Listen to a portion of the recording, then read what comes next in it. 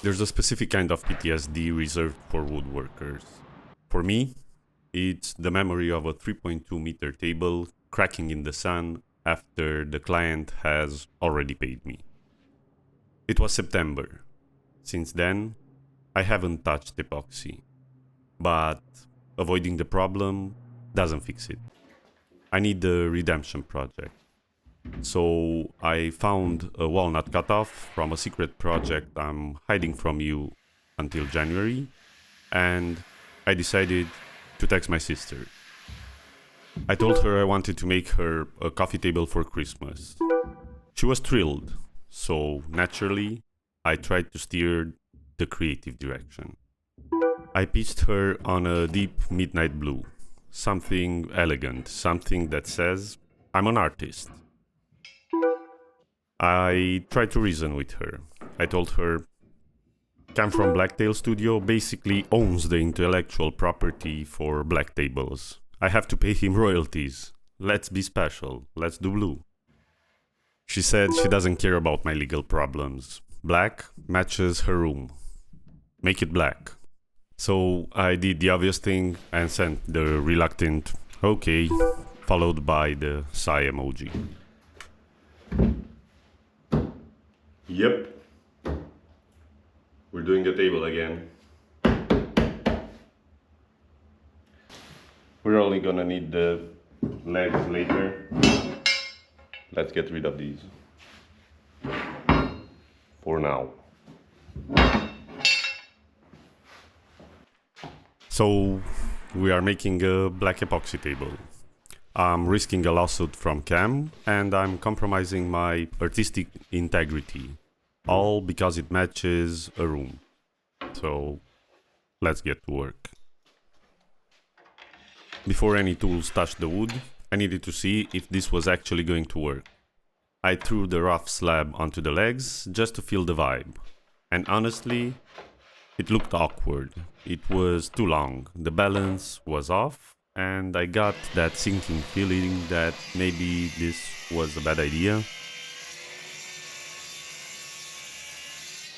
I started thinking this would be a simple, clean build, but looking at the raw wood, I realized I had to make some hard choices.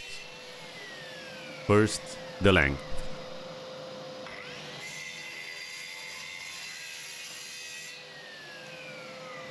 I marked it at 1 meter. It wasn't a mathematical decision, it was a practical one. 1 meter fits my car. 1 meter fits my surfacing jig.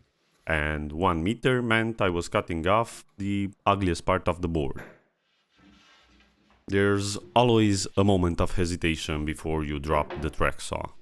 Once you cut, you can't put it back, but the second that cutoff hit the ground, the project actually started. Now I didn't have a scrap piece, I had a tabletop.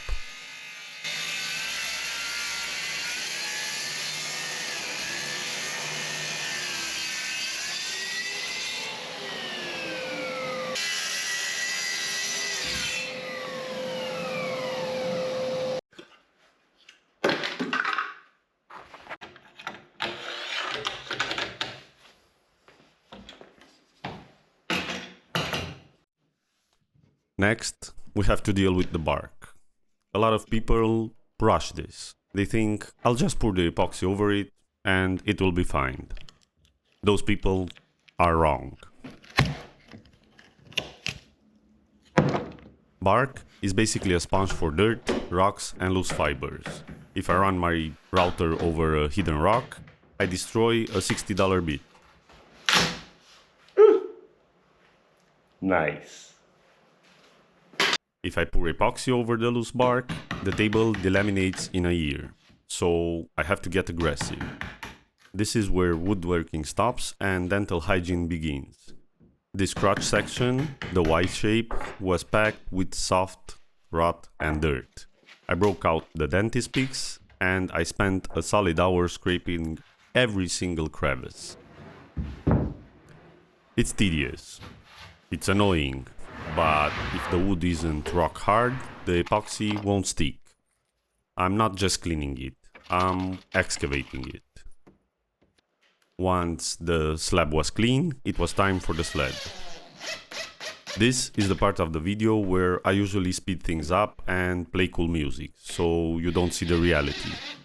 The reality is that I stood there for 3 hours. The router was loud, the dust was everywhere, and I'm vibrating. But this step is the difference between a piece of furniture and a potato chip. Because this is a crotch piece, the grain is going crazy.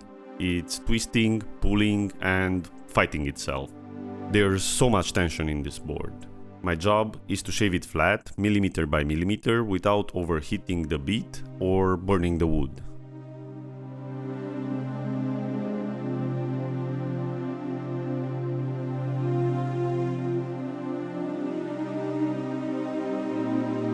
But then you get this. The gray oxidation disappears, and that deep chocolate walnut pops out.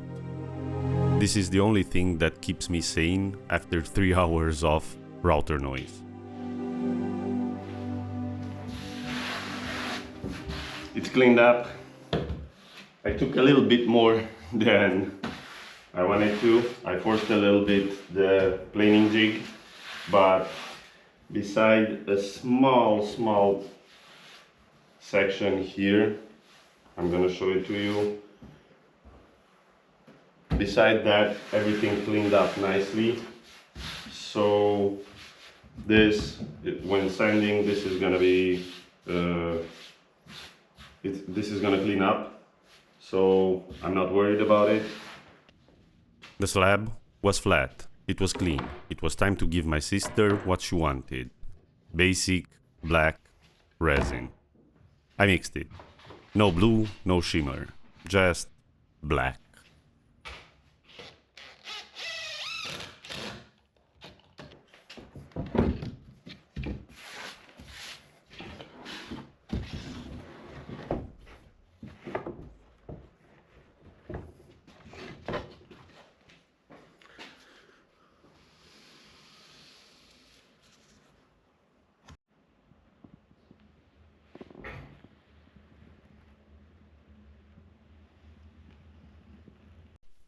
I put it into the gap.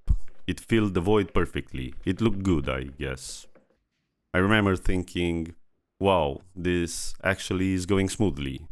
Maybe the curse is broken. But then comes the real test of patience in epoxy work. The wait. This particular epoxy needs 72 hours to fully cure. That is 3 excruciating days where I can't touch it.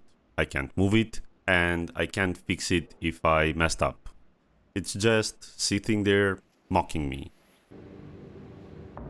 So what do you do when your main project is literally watching paint dry?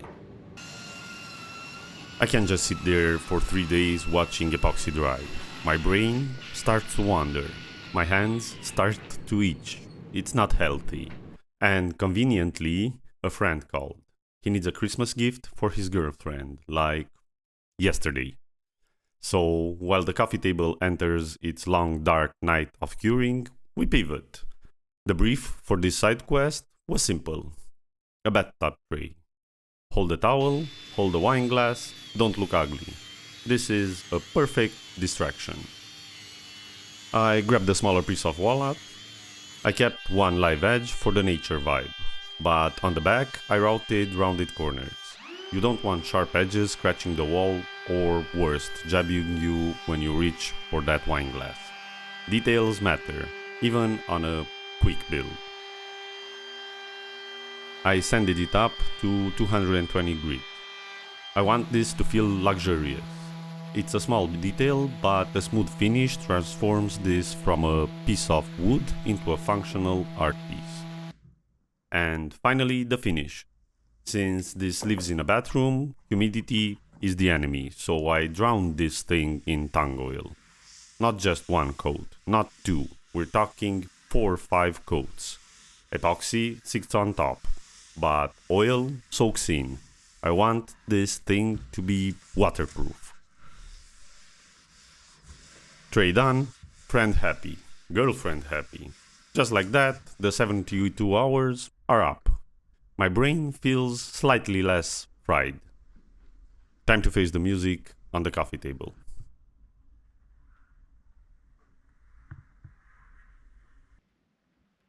Okay, so the epoxy is finally hard. The moment of truth. Usually, this is where you pop the mold off and hear that satisfying crack of the mold releasing. But today, silence. And then, the sound of tearing wood fibers. My heart sank. That familiar feeling of dread, of, oh no, not again, washed over me. In the rush to pour the black resin I didn't even want to make, I went on autopilot. I completely forgot the mold release spray. I effectively glued a piece of garbage melamine to the bottom of the table, and it was stronger than the actual walnut. I could have spent the next 3 hours chiseling this off, chipping away tiny flakes of plastic. But sometimes experience teaches you to be lazy. Or efficient. So I chose violence. I took the whole cursed assembly to the planing jig and just erased the mistake from existence. If you can't fix it, just turn it into dust. It's therapeutic, really. A few passes through the darm sander and we're back to flat. The melamine was gone. The epoxy was flush. And no one needs to know about my momentary lapse in judgment. Except you guys.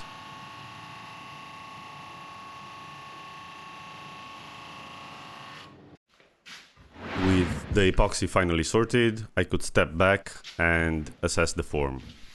And something was bothering me. One end was 60 centimeters wide and the other was barely 40.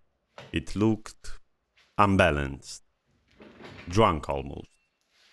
So I decided to lie to you. I took a grinder and carved a new live edge. I made the table symmetrical, but tried to keep it looking organic. It's a fake live edge. Don't tell the purists.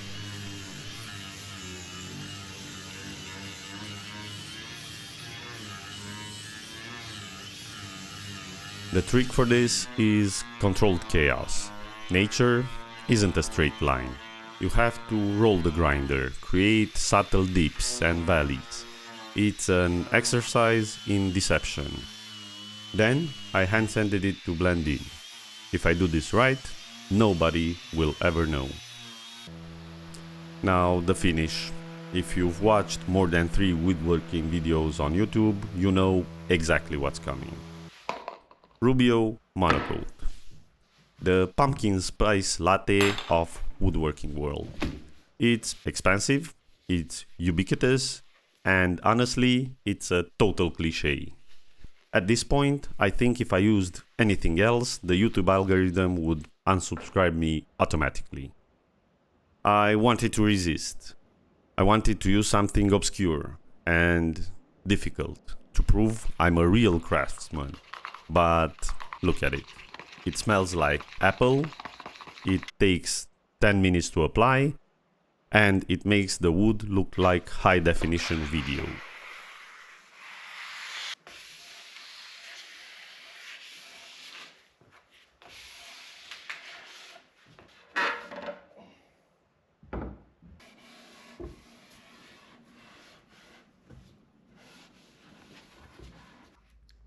Now for the legs.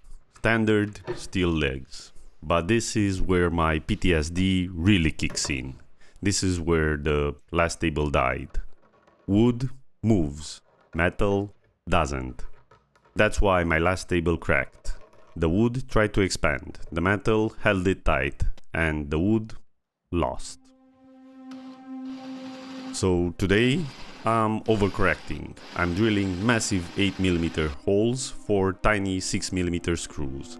I'm giving this wood so much room to breathe, it could practically do yoga. I'm building a paranoia-proof bunker. I also installed threaded inserts, because if I ever have to take this apart, I don't want to strip the wood. Over-engineering? Maybe. Necessary? Absolutely. So yes, I'm conforming. First, I caved to my sister's demand on black epoxy. Now, I'm caving to the internet's demand for hard wax oil. I'm a sheep, but I'm a sheep with a very nice smelling table. And I hate to admit it, but the sheep were right. The finish is flawless. And even worse, my sister was right. The black looks incredible. It forces you to look at the walnut, not the plastic.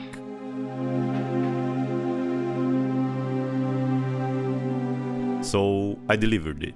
She loved it. The bathtub tray was a hit. And most importantly, nothing cracked. The curse is lifted. My artistic integrity is in shambles, but the furniture is solid. Which is good, because that monster in the back is coming next month, and if I mess that one up, I'm moving to a country without YouTube. See you in January.